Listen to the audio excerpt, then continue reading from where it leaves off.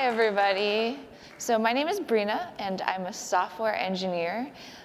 Currently, I work at Quip, but you're probably sitting there thinking, like, who am I? So I think I'm going to continue, show you exactly the jobs that I've been through, companies I've been at, and then we can save the questions till later after my talk. So I used to be in marketing before I was a software engineer. Marketing, you're probably like, what is that? And I worked on advertising, I did branding, I did a lot of graphic design. I even did business cards, going to conferences, talking to a lot of people. I even sent out real mail, not email, mail. I know, right? Back in the day. You'll see how old I am when I start to tell you what year I graduate. After that, I ended up doing user interface design, which I was creating designs like this. Usually they call them mocks in the cases that I used to work on. And what I really was specific on was interaction design, meaning that if you click this button, it goes to this next screen, goes to this next screen, and the flow of just the screens is what I did. We can talk about this later if you guys want to know more about it. And then I went into software engineering, basically coding. Just typing on a computer, building products, mobile apps, websites. And I did it at a lot of these companies. I worked for Yahoo, Google at one point, Facebook, Instagram, and now I'm at Quip, and we just got acquired, and now I work at Salesforce. So this is me and my mom when I was in high school. I graduated in 2008. You guys are probably like, dang, you're old. That's like when my baby brother was born. But yes, I graduated in 2008. For those who you probably don't know, it was probably the worst recession in US economic times since the Great Depression in the 1930s. So most of my friends all didn't have a job, and I was like one of the only people who had a job, but I had a job in marketing. So I really wanted this job in marketing. I've been wanting to do marketing since I was like 16. I already knew, even in middle school, I kind of already knew, like, oh yeah, I'm going to do marketing. Do you have a question? Did you go to college? Where did I went to college? I went to UC San Diego. So I was in the UC system. You graduating from? No, from college. So sorry, I'm like much older than you guys. But yeah, so I had a job in marketing. And so I was like, marketing, check. It was my dream job. Not only that, and with the friends that I did have who also had jobs, hashtag squad goals accomplished. But yeah, but I was still super unhappy, and I didn't know why. I don't know, I was just super unhappy, and I was searching online. I was trying to figure out why I had my dream job. It was 2008, I actually had a job. My parents were super happy. Everything was going super well, but I was still unhappy. So I was searching online, and I went across this word, impact. And then I started looking up the definition of it, and the definition is to have a strong effect on someone or something. And it really sat in with me, and I was looking through the years that I was trying to find a job and what I wanted to do, and it was all in marketing. I still wasn't settled, and is to have a strong effect on someone or something. I wanted to do more in the world and reach more broader spectrums of talking to the person across the world and doing stuff like that.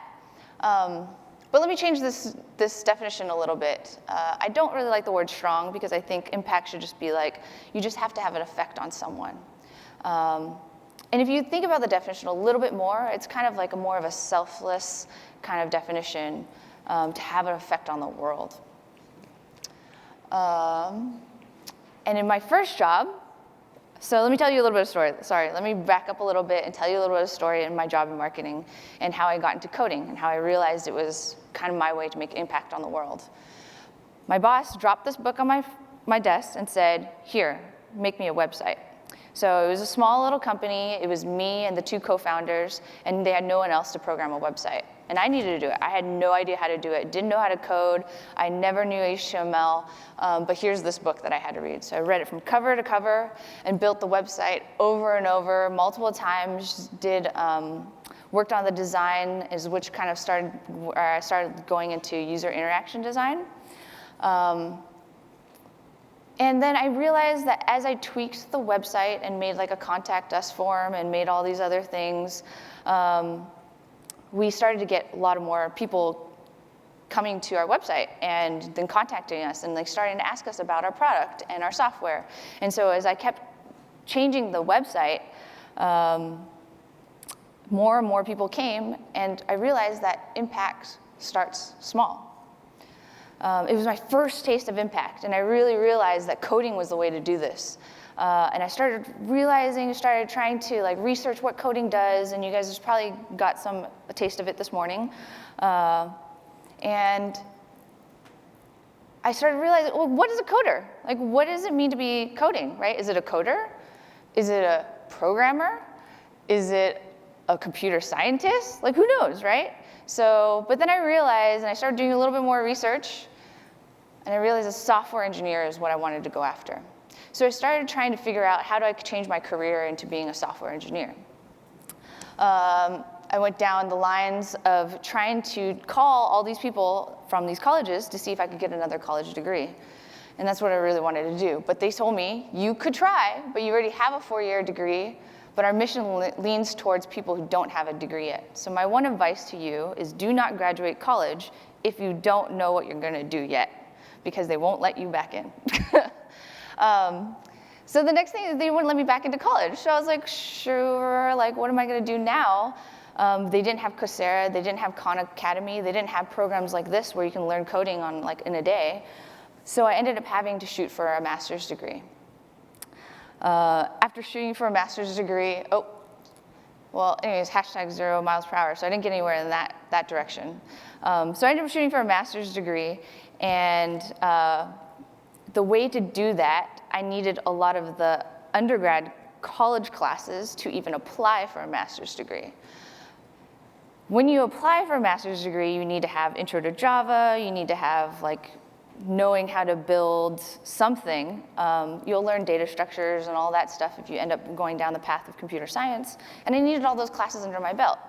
So I had to go to UC San Diego, the nearest college to me, and I started begging to get into these classes. I wasn't a student, they didn't consider me as a student, but what you needed to end up having is like this card to get the signature from this teacher to say, I can take this class. And I just pay kind of like a bigger fee than a student would actually do it. So I ended up doing that. I started bugging a lot of the professors, emailing them, still couldn't get in. A lot of people want to do computer science. It's just a very popular major. And so I remember the face that this professor gave to me when I first got in. Like, he double-chinned and all. He was like, what classes have you taken? Have you tried any coding before? What did you major in college? And of course, like, all my answers to that was really bad because I didn't learn how to code before. I only know HTML. My major was to go to marketing, so there was nothing to do with computer science, but eventually he let me in. So I have to say, going through that path and all that, trying to create impact through coding, the future can be unclear. However, see, because students like me who really wanted to get into coding back in the day and switch careers, there's now programs like Hackbright, there's programs like, I think it's like Red Hat or something like that, or there's groups like PyLadies, people, and it's communities around groups of people who want to switch careers into coding. So,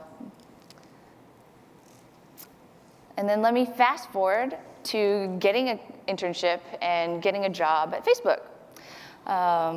So do you guys know about getting into Facebook and what happens if you're a computer science? So you go into this thing called boot camp. You actually sign this thing saying, I'm gonna go work at Facebook, but you have no idea what team you're gonna be on or what job you're gonna have next. And so I just signed this thing blankly, and you enter into this thing called boot camp. And in boot camp, you spend 6 to 8 weeks learning about mobile, learning about the web, learning code in the back-end side, looking at data servers in the back and data, like mounds and mounds of data that Facebook has, and you have the access to all of that as a boot camper. So you start coding away, start fixing all these bugs. And And so then you also talk to, in this bootcamp process, you also talk to a bunch of managers. And these managers are the managers you're going to work with and the teams that you want to join. And so they'll find out your interests and what part of the code base that you like. And I was just trying to figure out, like, how more can I have impact? So I was looking for a team, and I was thinking, well, I'm a girl, right? How many girls are here in this room? Can you raise your hand? Right? There's not very many of you, right, compared to the boys. And so I'm a girl, like, why I can make a difference by joining a team of males. So one manager told me, and this was his advice, all you need is one woman on your team. 2 is even better. Once you have one, it's so much easier to convince women to join your team. So I knew that's what I needed to do. I ended up joining Instagram. So I ended up joining Instagram as the first female engineer. And ever since then, as the years went by, my time over there was about 2.5 years. And we have mounds and mounds of women engineers on that team. So I was the first one, and then I ended up recruiting the next one and the next one after that. And all these guys are engineers, PMs, designers. And now the rule on an Instagram team is kind of like you always have to have one girl on a team or sub-team on engineering side. So that's the goal that I've reached, becoming an engineer at Instagram. So if you want to have an impact, you can directly make an impact. And that was my choice, to join a team of all males. I worked on lots of parts of these screens. I worked on kind of even that one at the bottom, the likes. I worked on, I tech lead basically the private messaging on Instagram today. That 4th tab with the heart, I pretty much did all of that. That entire tab is pretty much all my code. The profile I've also worked on, follow buttons. I've pretty worked on all over the code base in the Instagram app itself.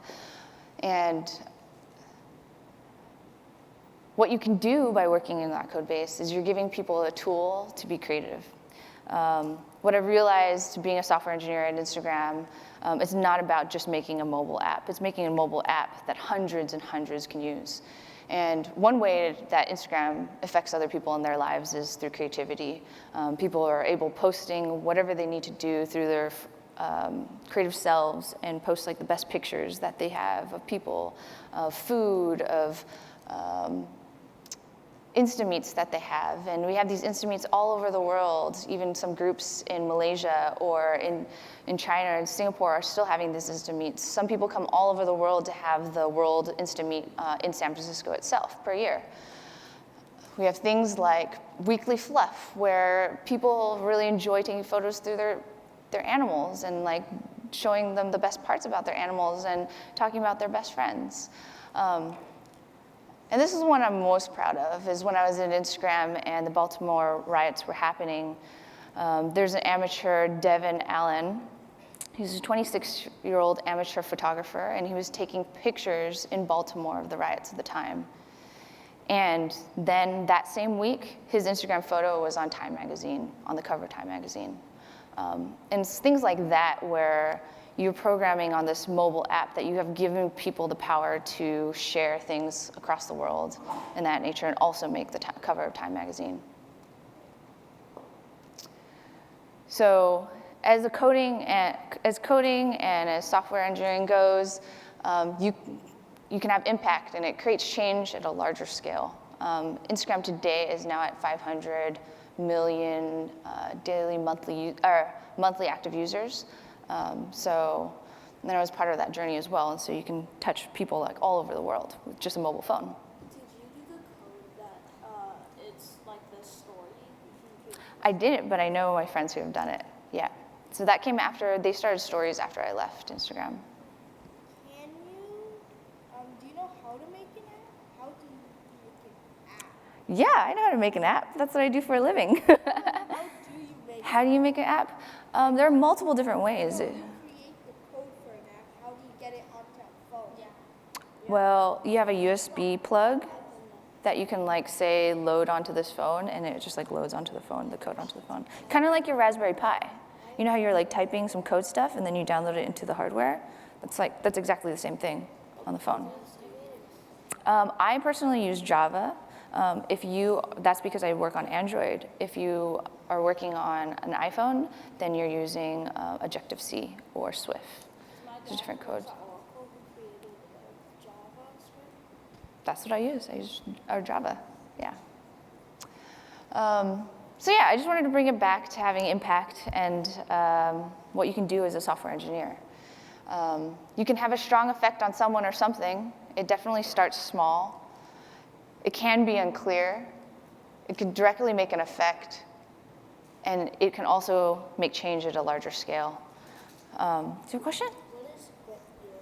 So that's what I was about to get. My last question is Quip. This is my team.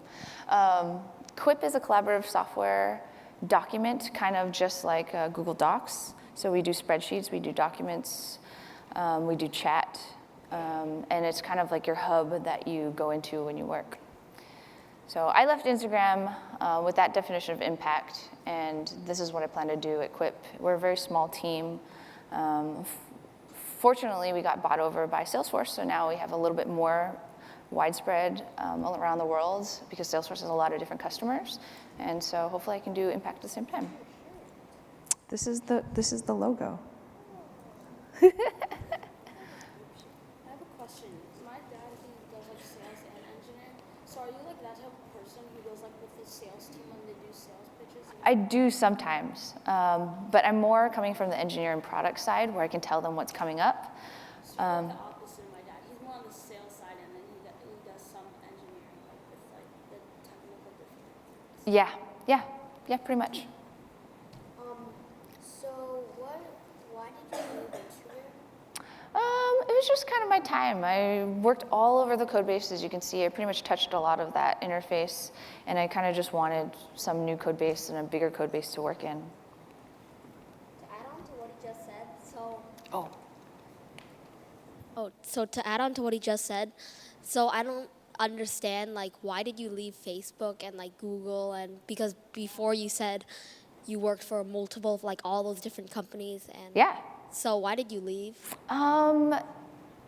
It's just to get more experience at different places. Each company has different apps and different websites to build upon, and you learn from like different people from joining different teams, and so that's kind of my thing. Google, it was an internship, so I was on Google Maps at the time, and I built that, and then you just move on to get more work experience. More work experience is always better.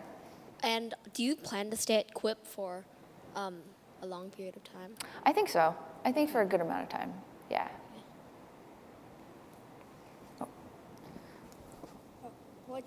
What do you do for fun when you can't can't debug your program, you can't find the problem? What do you just do for fun? No, basically, what do you do for fun instead of programming? Instead of programming, I have a dog. His name is Miles. And so I usually go out with him and hang out at the park, or that's usually what I do for fun. And especially when you're coding all day and you're debugging things, it's kind of like your brain is always like working, and you kind of just want something to calm and play with. So I'll usually play fetch with my dog.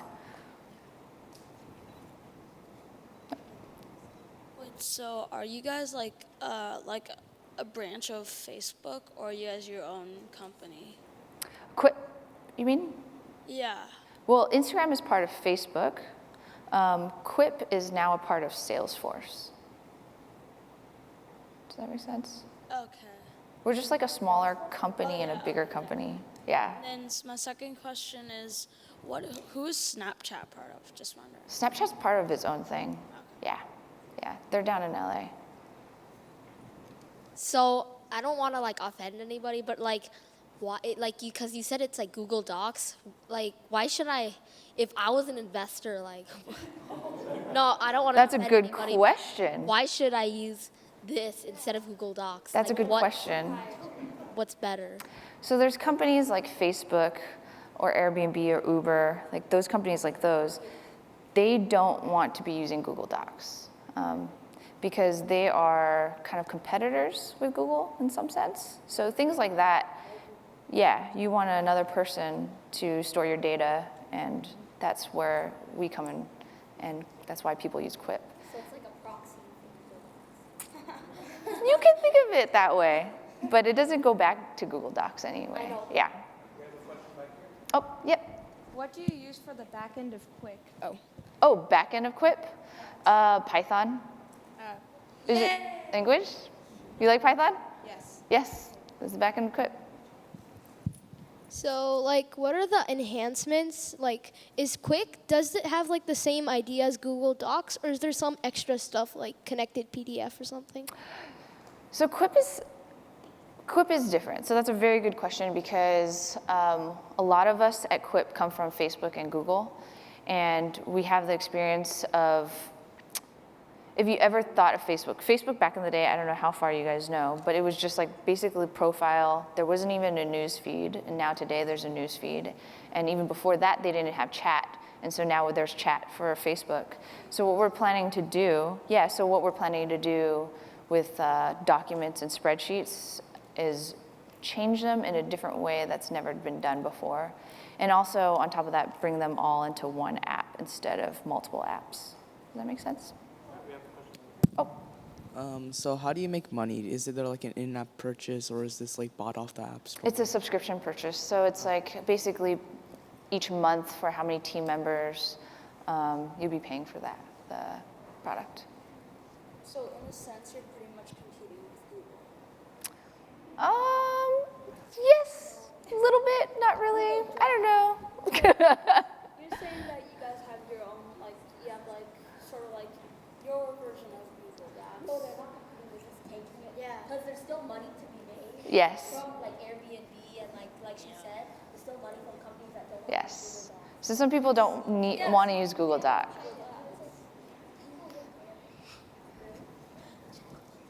So how do you add something to the App Store? How do you add something to the App Store? The iPhone App Store? Yeah, like The iOS App Store? So there's this there's this website on the back end where you just basically say like, oh, I want this version of my app to launch on this day. And then you just click a button, it's called publish or whatever it is in the App Store. And then it says, and then Apple will publish it. Apple goes through like a little bit of a review process, so it takes about a week before it gets onto the App Store. But with Android apps, you can launch it the same day. so so Google Docs, it's basically, I mean, not to like be like Google Docs is probably more popular than Quip, I would say. Yeah. Yep. So you guys made Quip to for the people who don't like Google, basically. Not that they don't like Google. There's a difference, yeah, because the people are very sensitive about their data, especially work data. Like for example, Facebook, right? They're building all these new products and all these things to compete with like, yeah. So we're more of a secure platform that Google doesn't own, that they don't have to worry about their data being. Oh, that's good. Yeah. What about this side of the room? Does anyone have any questions from over here or towards the back?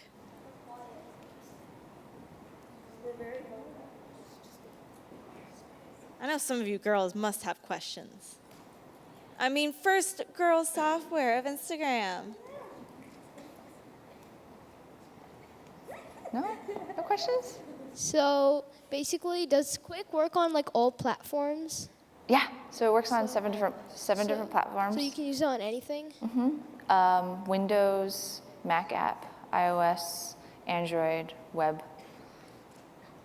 I'm missing some, but they all work.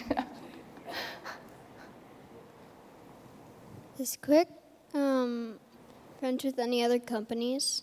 Sorry, could you repeat that?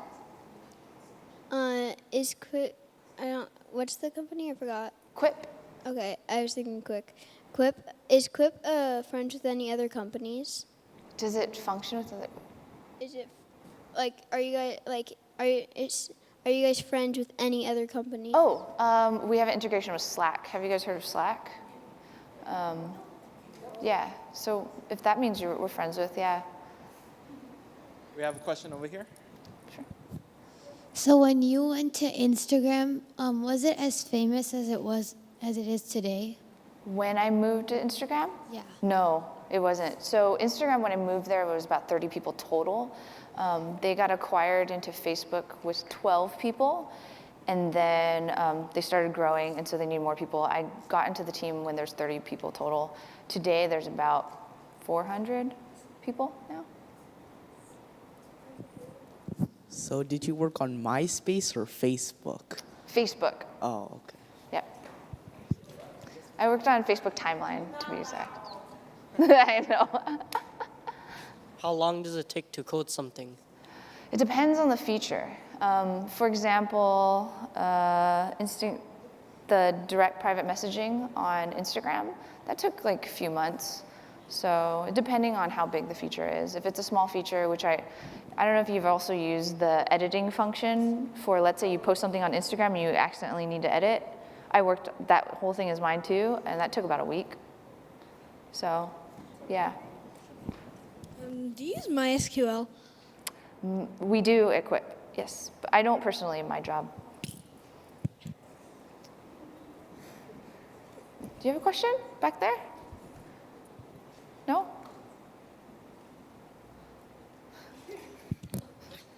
So since Salesforce owns Quip, does Quip still have its own stock?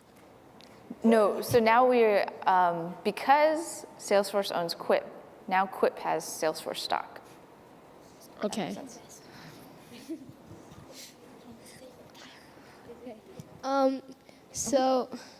So like, where do you go? Like, if you're confused about the code, like, where do you go, like, for reference? And Yeah, so you usually look online. There's a ton of helpful stuff on Stack Overflow. But if you really can't find the problem, then I would ask somebody who's more experienced than you for help. Yeah. Because, like, I usually use Stack Overflow and W3 Schools. Yeah. But it's, like, hard to find, like, actual people to talk to. Yeah, I mean, sometimes it even helps just finding out the person's name and then just emailing. Sometimes they'll respond back. Most of them will. Yeah. What do you work on in Quip? What do I work on at Quip? Right now I'm working in the document. So you know how like there's documents and spreadsheets? I personally work on the document stuff. I also do PMing 1 day a week at Quip, and then I do engineering 4 days a week. It's kind of the spread. Do any of the volunteers or instructors? So I imagine that the product is already developed, right? The document itself. So what is like the ongoing job of the engineer that it's developing on top of that? Yeah, it's a good question because I understand that's like the same thing as like, why would you go to Facebook or why would you go to Yahoo? Because it's just a website. But I think like the ongoing process is continually being innovative on top of the platform. So if you can see like the document having, we have currently right now @mentions in the document. So you can like @mention a person into the document and give them a notification saying like, oh, they need to finish up this task. And it's like right there in line. So if you can imagine us taking that like one step further of like maybe dates and hashtags that you could search across all documents. Yeah. Kind of, does that explain, yeah. So as a female software engineer, are there communities or resources that you find really helpful for that kind of community of software? Yeah, depending on what software engineer you are, for example, Android, or if you wanted to do Python, if you're like an iOS developer, there's always these like ton of specific communities. Like even it comes down to like women who are only Android developers and things like that. There's always a community out there. If you just look up maybe like Eventbrite, there's a ton of meetups too. There's a meetup pretty much in the city almost 3 times a week, I would say, all around like stuff like that, like developer stuff. We've got one back here. Oh. When you collaborate, what do you like use to collaborate? Do you like use your own software that you made, or do you use like GitHub, SVN? Well, to collaborate on projects, if it has to do with a document or spreadsheet, then yes, we're always on Quip, or like we're chatting internally, we use Quip. But for GitHub, we also use GitHub for code repositories so that all the engineers can be coding out of one code base. Does that make sense? Yeah. So the people who used to work at Google that now work here, pretty much they went over from like the light side to the dark side, pretty much like go from one side to another. Cause now they're they're pretty much betraying Google now. Cause now these people who used to work at Google, they're now helping the people who don't want to use Google. Is that a question? No, I understand what you're saying. No, I don't know if I see it that way. It's because if you look at it, how Quip is used by companies who can't have their data on Google servers, it's pretty much just helping out a whole nother side. It's for a good cause. That makes sense. Just trust. That's a bad trust. Over here. Is Quinn a competitor with Google, or like do people at Quinn use Google, or are they like, oh, it's Google, we shouldn't use it? Is it a competitor of Google? This question keeps coming up. It's not quite a competitor. It's just we definitely have market space in the software area because Google can't cover that space. That makes sense. Since your company got bought out by Salesforce, you don't have to answer it because I understand privacy, but has like salary been raised? Or, like, you don't have to answer it. That question I will not answer. But usually there's a market rate that we all should be getting paid. So. Yes, I understand it's a minimum wage, but okay, you don't have to answer that. Oh. So, like, do you have, like, how many people are on Quip right now? How many people are on Quip? Yeah. That is not a public question or a public answer, but we have quite our market is mostly all the new tech companies. If that makes sense. Okay, so did you move to Quip because you could get a higher position than at Instagram or Google? Nope, it was a lateral move. So you thought in the long run you could, like, you could be like the CEO of Quip? I can't be the CEO of Quip because that's already taken. But the reason why I moved from Instagram to Quip is because at Instagram I was an Android engineer, and at Quip, yeah, so I did mostly Android at Instagram. Apple. But I moved over to Quip to be a full stack engineer and cross-platform. That makes sense. We have a question back here. What search engine would you use? Like, What kind of- would you use Google? Search engine? Would you use Google? Yeah. We use Google. I know you use the Google search engine, but you use Chrome as well. I take it offensively. Okay, we've got some more questions. So when you changed your, what's it called again? Your degree from that thing to coding, did your parents support you? They did. They supported me 100%. That was the easier move because they did. Yeah. Do your parents use Quip? Yes, they do. Where was your first marketing job? Where was my first marketing job? It was in San Diego. It was at a software company called Planet Together. Are there any other questions? Any questions from the volunteers or instructors? Anything at all? In order to be a member of this, do I have to pay, is it just like an app that I have to pay for, or is it like monthly, I have to pay this much to? It's free if you have a Gmail or some type of just personal email, so it's free. So you can just sign up if you want to. If I have a Gmail. So that's why we're not competitors. I thought you guys said you you sponsor the people who don't like Google. Yeah. Doesn't mean they don't like You like Safari better. I use Chrome. You use Google Chrome? I use Chrome. What? That's Wait, do you use Gmail? I do use Gmail. We don't have email internally, so we have to use email. Wait, how many people are on the Quip team? Right now, it's about 50 total. Engineers is about 20. And you're like, that's not something. Oh, I thought you meant how many people are using Quip, Oh, okay. but employee number. Oh, okay. You just converted one of our students, so. Oh, nice. Is that an Android? Maybe you'll look up. Oh, nice. I work on that app. Wait. Wait. Do you have an iPhone or an Android? I have an Android. Wow. What a yeah, no, it's Android and Instagram.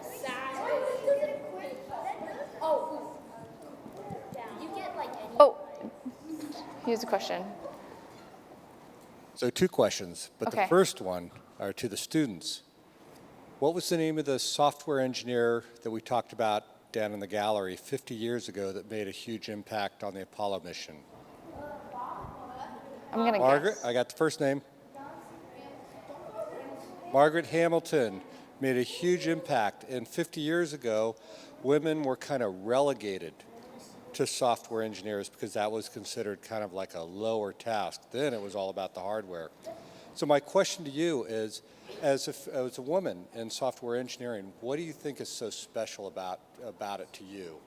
What makes it, do you feel like you're not only an equal, but what makes it so special to you, especially with the collaboration you have with other women in software engineering? Yeah, that's a good question. It makes, so for example, like Instagram and Pinterest, if you could imagine those platforms built on just by males and boys only building on that platform, I think it would be a very different product. I think the woman perspective as an engineer brings so much different to the product, the more different perspective to the product. And I feel that's what makes it special. I don't know if that answers your question, but that's like my superpower, I think, in the job that I do. That I give like women voices in how a product should be built for the public. And the public is also made of women and males. Does that make sense? So, so you can get Quip on the App Store? Yeah, you can. You can just download it. Yeah, I'm looking at your reviews. All right, so for your presentation, did you have anything else? Nope, that's it. That was it? That's Okay. it. 3-star review. So, a lot of questions, yeah. All right, so would you, for our students, have any recommendations as they, look forward to the future for careers, stuff like that? What would you recommend for them? Any guidance, words of wisdom? So for all the students, for our female students who are looking for engineering or any other prospects, any knowledge you want to impart on them? I would say at least give it a try, because you never know. You don't want to graduate college without knowing that you like coding. And there's so many things that you can do today, like code.org gives you a ton of classes and super easy classes. Or Khan Academy or Coursera, just taking some classes from them. Really intro stuff before you decide you don't want to do computer science.